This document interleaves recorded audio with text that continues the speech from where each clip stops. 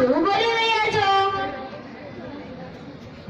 જે દૂધ લઈ આવે તે દૂધ વાળો, દૂધ વાળો, દૂધ વાળો. જે ચા પીવડાવે તે ચા વાળો, ચા વાળો, ચા વાળો. જે કચરો સાફ કરે તે સફાઈ વાળો, સફાઈ વાળો, સફાઈ વાળો. જે કચરો નાખે તે કચરા વાળો, કચરા વાળો, કચરા વાળો, કચરા વાળો, કચરા વાળો.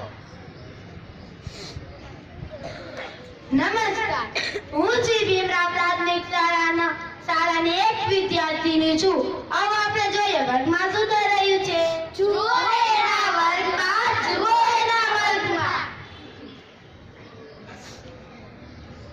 અરે આ શું?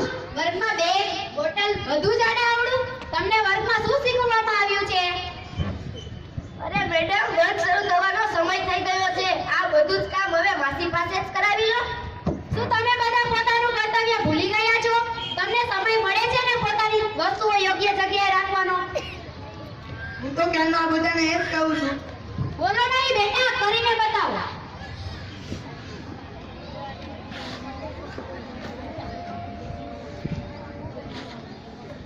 તો ચાલો હવે જઈએ મધ્યાહન ભોજન. મધ્યાહન ભોજન, મધ્યાહન ભોજન. અરે પૂજા, તું તો આ શાળામાં નવી આવી છો ને, ચાલ મધ્યાહન ભોજનમાં જઈએ.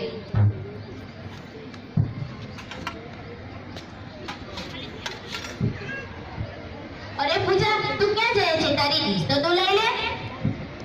એ હું તો ઘરે પણ એમ જ કરું છું અને આગળની શાળામાં પણ એમ જ કરતી હતી. પરંતુ અમારી શાળાનો એક નિયમ છે, ચાલ તને બતાવું. અહીંયા વધારાનું ખાવાનું, અહીંયા ડીશ ધોવાની, આ ડીશ સાફ કરવાની અને અહીં મૂકવાની.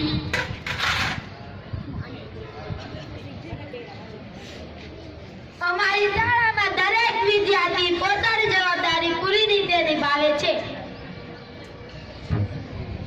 તો આવો તમે પણ જોડાઈ જાઓ અમારા સ્વચ્છતા અભિયાનને સાકાર કરવા માટે. નમસ્કાર, શું તમે સાંભળ્યું છે આપણા દેશના વડાપ્રધાન શ્રી નરેન્દ્ર મોદી સાહેબે સ્વચ્છતા અભિયાન વિશે શું કહ્યું છે? તો ચાલો તેની પાસેથી સાંભળીએ. મારા પ્યારા ભાઈઓ અને બહેનો, 2019માં મહાત્માની 150મી જયંતિ આવી રહી છે. તો આવો આપણે આપણું ગામ, આપણી શેરી, આપણા મહોલ્લા, આપણી હોસ્પિટલ, આપણા મંદિરો, આ બધા જ ક્ષેત્રોમાં ગંદકીનું નામો નિશાન નહીં રહેવા દઈએ. જય હિન્દ, જય ભારત.